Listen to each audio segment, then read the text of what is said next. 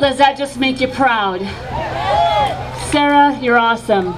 All right, we have one last, and then we're going to have our 2A guy. So I'm going to invite Peter Diez to come up. Peter, he is also a former soldier, obviously an arms carrier, which we love our 2A rights. He is a father, a husband. He is a business owner, but now a business owner, and he's turned into a full-time freedom fighter. So he is the American wolf. So he's gonna say a couple things, give some action steps, and we're gonna begin to wrap this thing up. And then Matt's gonna come up, give a 1-minute 2A talk, and then we're gonna go for a walk. So, all right. How we doing? Yeah. So, American Wolf, a lot of you guys have my cards. I've just been out there handing them out. We're all about the 4 F's. Family, friends, and freedom. So I didn't write a speech. I've given a couple speeches here over the last month or two. Like she mentioned, I was a soldier turned businessman, and then about 30 days ago, businessman turned full-time freedom fighter. I've kind of stepped away from the day-to-day operations of my business to take up a cause, and it feels good. I'm not bad at making money, but it's not fulfilling. But fighting for something that's important for all of us, for the 87% of us, for Americans, just feels good.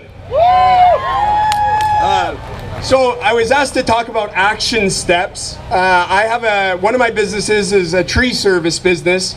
I was interviewed by King 5 because I never closed it down, and they deemed me a tree service in the beginning was non-essential. So I had these signs made that says we are essential. So I had these made a month ago. I never stopped working. They never sent me a letter. I told them, send me the letter. We'll burn it and we'll take it all the way to the Supreme Court. So I've been handing out those cards. Most of you probably have one. I don't have a ton of content yet on the other platforms, but on my personal Facebook page, you can see the video of me burning that letter. So maybe I should have written a speech, because I'm like, what should I talk about? I got so much to talk about. Oh, action steps.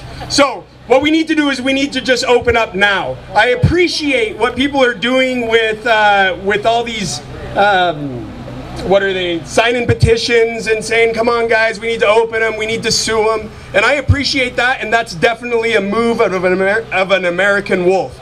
An American wolf is a man or woman of action. And so we all have to do what we can do to help with this fight, right? All you have to do is what you can do, and so I appreciate those things. I don't necessarily, that's not the way I'm going about it, because I feel like that empowers the powers that be. That says that they have some legitimacy to what they're doing to us, trying to take away our rights. So my call to action is just open up. Don't ask for permission, just open your business. Just enjoy your life. Just hang out with your family. Go outside. Don't live in fear. I refuse to live in fear. Being afraid is okay, and this virus is scary, and going against the government, I guess, or whatever, is scary, but being afraid is okay, because when you're afraid, you have an opportunity to be brave. Being brave is when you're scared, but you do it anyways. If you're brave enough times, you become courageous. Being courageous is when being brave is simply your default setting. I refuse to live in fear, period.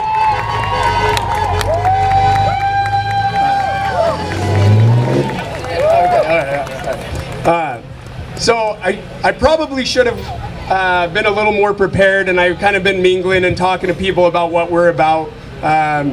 We're a man of action, or the American Wolf is a man or woman of action. What we're working to do, specifically what our organization is doing, is we're trying to put common sense leaders into position of policy making. So we need to take our country back. We're taking our country back by any means necessary.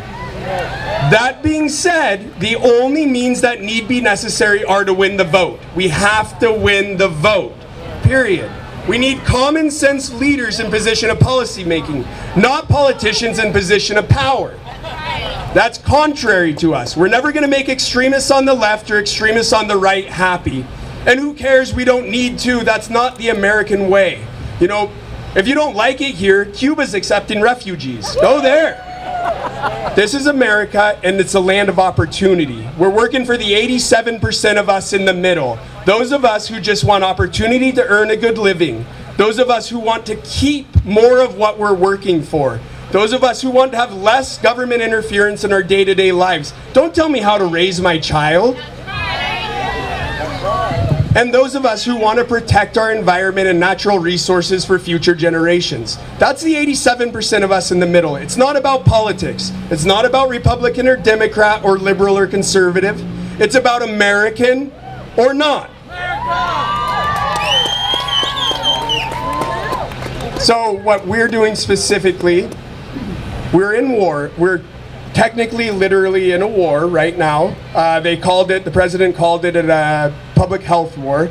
But what is happening, and it should be blatantly obvious, and I think that's why we're all here, there's certain factions in our government who are diligently working to change our government to something that it wasn't designed to be.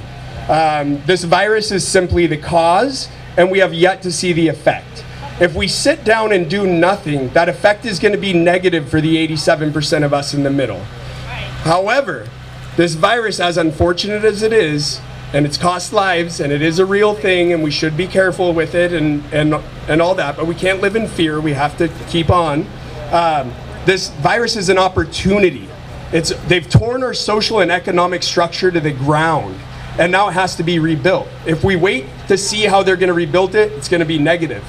But we have the map and the blueprint for what this country needs to look like. And it's right here, the Constitution of the United States of America.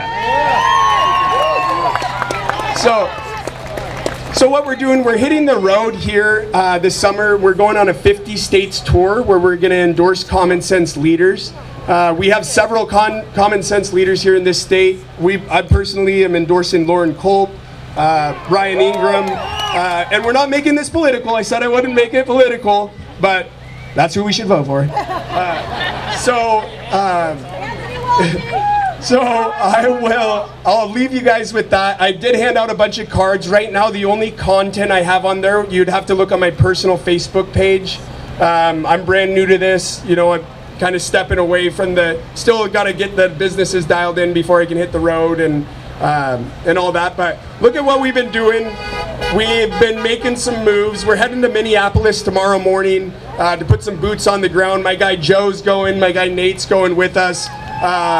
We're going to go see what's really happening.